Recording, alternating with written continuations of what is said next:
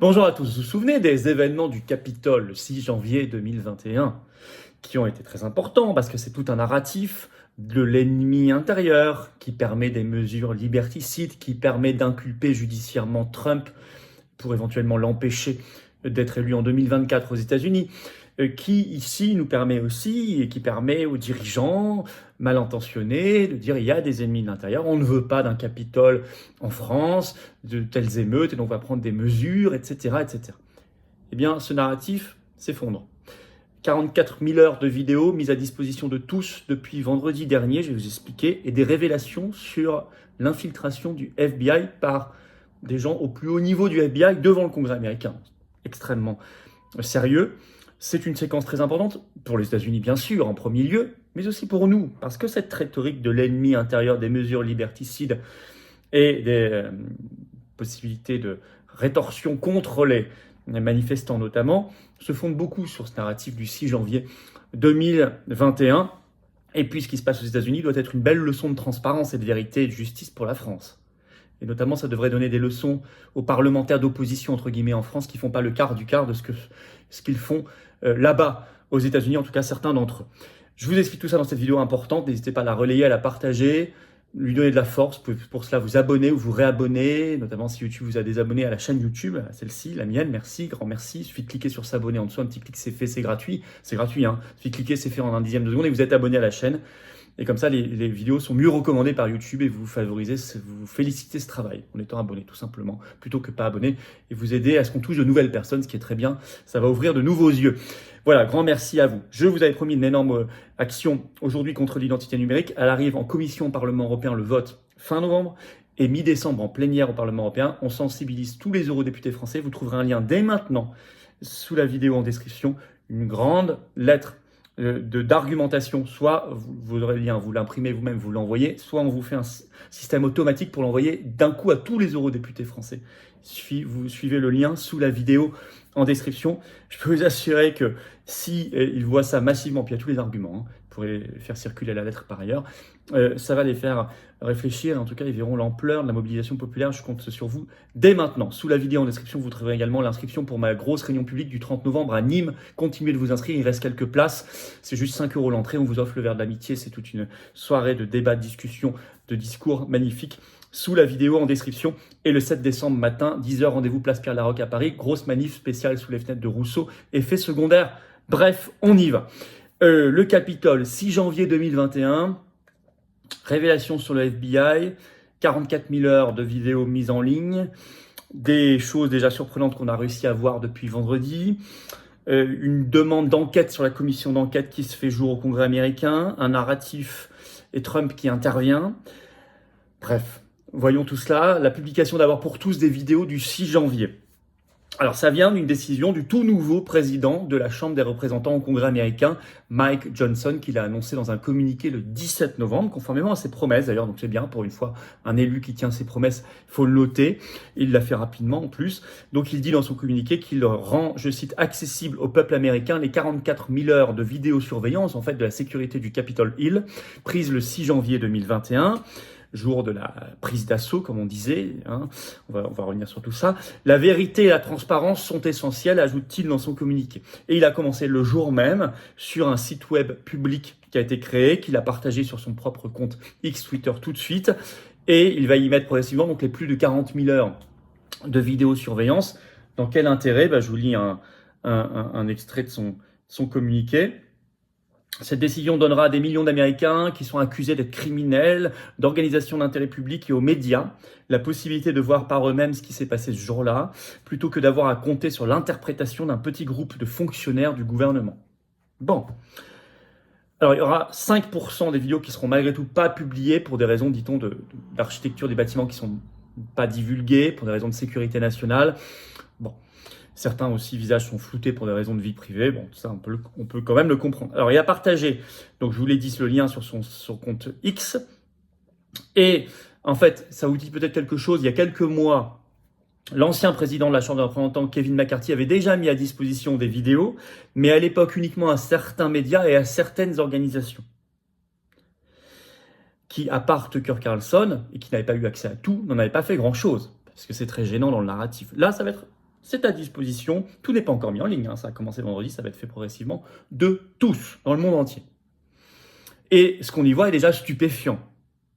Parce que je vous rappelle le narratif officiel, par des citations qui sont toujours en ligne, hein. On parlait à l'époque de coup d'État, de prise d'assaut. Joe Biden déclarait alors la capitale nationale est assiégée, je le cite, hein. C'est une insurrection armée, disait-il. Sa vice-présidente Kamala Harris a déclaré cette fameuse formule. Il y a eu le 7 décembre 1941, donc Pearl Harbor, le 11 septembre 2001, il y a maintenant le 6 janvier 2021. Elle mettait tout ça sur le même plan. Et vous aviez Nancy Pelosi qui dirigeait, démocrate bideniste, État profond s'il en est, la Chambre des représentants américains qui déclarait à l'époque, le 11 septembre, une agression venue de l'extérieur, là, une agression venue de l'intérieur, horrible dans les deux cas. Donc cette rhétorique de l'ennemi de l'intérieur a été beaucoup utilisée, et vous savez qu'elle est très utilisée en France depuis les Gilets jaunes. Et pas pour rien. Et elle a été utilisée par exemple aussi beaucoup lors des convois de la liberté au Canada où on parlait de terroristes. Trudeau parlait de terroristes. Ou lors des manifs anti-pass, où même la police de Mark Rutte aux Pays-Bas a tiré à balles réelles sur eux, les qualifiant de terroristes. Tout ça, cette rhétorique de l'ennemi intérieur est très importante. Si vous la faites tomber, vous faites tomber le narratif de l'État profond. Alors, or, quand on regarde les vidéos, les premiers milliers d'heures qui ont été dévoilées, c'est pas du tout ce qu'on y voit. À tel point que des élus américains demandent déjà, je cite, une enquête sur les commissions d'enquête. La commission d'enquête sur le 6 janvier. C'est rapporté par un article de Fox News ce 18 novembre. Le titre, le sénateur républicain Mike Lee appelle à une enquête sur le comité de la Chambre sur le 6 janvier, accusant les anciens et actuels législateurs qui ont fait partie de ce comité de cacher délibérément certaines des images. Délibérément. Parce qu'on y voit, là, dans ce qui est divulgué, par exemple, je cite cet article de Fox News, des policiers facilitant le passage des manifestants à travers le bâtiment ce jour-là. Je cite. Le sénateur attaque également l'ancienne présidente de la Chambre des représentants, Nancy Pelosi, parlant de preuves apparemment supprimées. Et parlant des manifestants eux-mêmes, Lee déclare, mais combien de ces gens sont des fédéraux, c'est-à-dire des agents du FBI? Ça, parce qu'il révèle une scène troublante qu'on voit dans les vidéos, personne ne peut la nier. Je vous cite un autre extrait, donc c'est dans Fox News. Le sénateur a également amplifié un clip. Il l'a publié, il l'a diffusé, qui a été publié ce vendredi, là, 17 novembre, qui montre un officier travaillant à l'intérieur du Capitole le 6 janvier 2021, qui est apparu sans menottes et a libéré un manifestant. Le manifestant pouvait être vu dans ce clip donnant un coup de poing à ce qui semblait être un autre officier, mais qui était à proximité au moment de sa libération. Et là, Lee, le sénateur, déclare « Je passe par ces portes tous les jours, plusieurs fois par jour, je n'ai jamais vu cela se produire. » Donc comment ces scènes bizarres, étonnantes, troublantes peuvent être expliquées. Alors, sur son réseau Truth Social le 18 novembre, Donald Trump a félicité le président de la Chambre des représentants Johnson, je cite, d'avoir eu le courage de rendre public ces vidéos. Elles révéleront ce qui s'est réellement passé, écrit Trump. Mais vous avez au même moment des révélations sur une infiltration du FBI. Et pas fantaisiste, pas n'importe où. C'est repris par le New York Post le 19 septembre. Le titre, le FBI a perdu le compte du nombre d'informateurs rémunérés au Capitole le 6 janvier et a ensuite fait un audit pour en déterminer le nombre exact selon un ex-officiel du FBI. Ces informateurs rémunérés présents au Capitole le 6 janvier, on nous appelle des sources humaines confidentielles. Alors ça a été révélé officiellement par un ancien directeur adjoint du FBI au législateur qui s'appelle Steven D'Antuono. Il a témoigné à huis clos devant le comité judiciaire de la Chambre des représentants. Je vais vous citer un extrait. D'Antuono a témoigné à huis clos devant le comité judiciaire de la Chambre que son bureau était au courant, avant l'émeute, que certains de leurs informateurs assisteraient à un rassemblement Stop the Steal, arrêter le vol, les votes, organisé par l'ancien président Trump, mais il n'a appris qu'après le fait que des informateurs dirigés par d'autres bureaux extérieurs étaient également présents, ainsi que d'autres qui avaient participé de leur propre chef. C'est un minima le grand foutoir, pardonnez-moi ce mot, au sein du FBI. Et peut-être bien d'autres choses. En tout cas, c'est ce qu'il dit officiellement devant le Congrès américain. Et il était quand même directeur adjoint.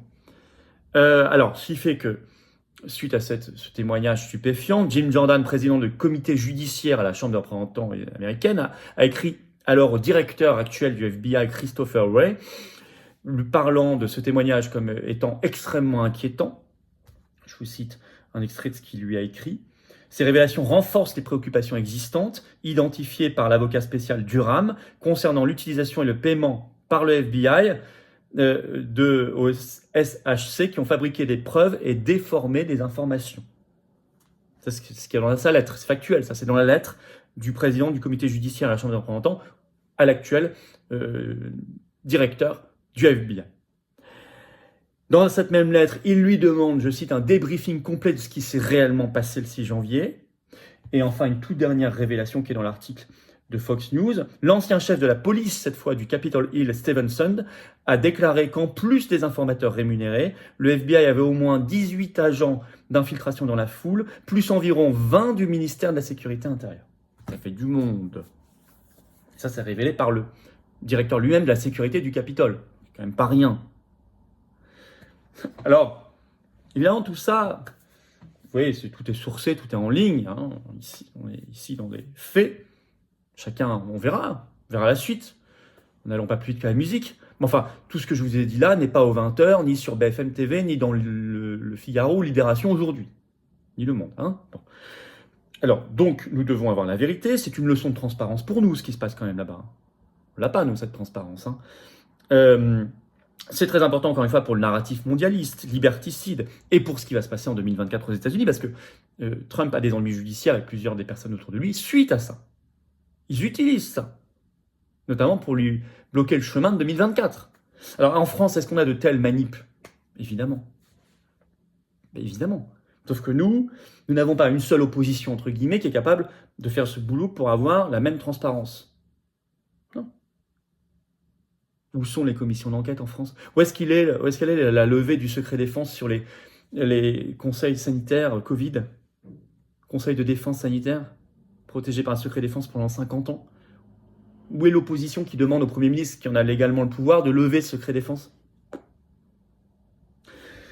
C'est temps qui se bouge. En tout cas, on va en faire bouger certains, c'est ceux sur l'identité numérique. Tous les eurodéputés français, vous avez un lien pour l'opération, pour les forcer à voter contre l'identité numérique qui arrive au Parlement européen, sous la vidéo en description. C'est extrêmement important, vous le savez. Renseignez-vous, on a fait beaucoup de vidéos sur l'identité numérique et également sur la monnaie numérique ici.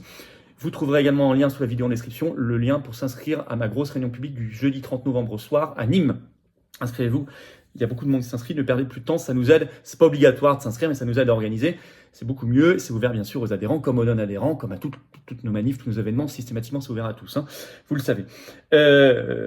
Par ailleurs, je vous demande de bien vouloir vous abonner à cette chaîne YouTube, un petit clic en dessous sur s'abonner, c'est gratuit, vous êtes abonné ou réabonné, et hop, ça y est, la vidéo circule mieux grâce aux algorithmes de YouTube, et venez nous rejoindre.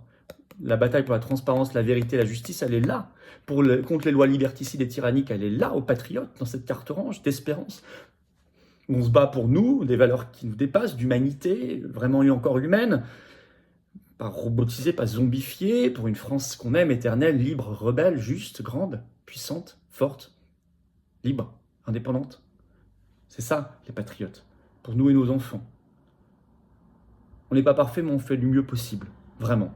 Et on l'a organisé partout, et vous êtes mis en relation avec des gens qui pensent comme vous. Si vous devenez adhérent ou que vous reprenez votre adhésion annuelle, ça n'est plus à jour. Vous pouvez également faire un don de soutien au mouvement pour nous aider à faire des actions, parce qu'on n'a pas les millions, les réseaux du système. Non, non.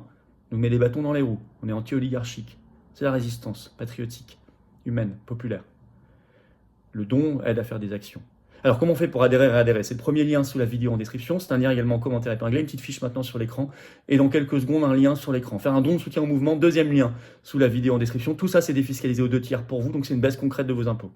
Vous mettez 100 €, ça enlève presque 70 €. Vous mettez 1000, ça enlève presque 700. Vous mettez 10, ça enlève presque 7, etc. Bravo aux donateurs, réadhérents, bienvenue aux nouveaux adhérents patriotes et vive la France.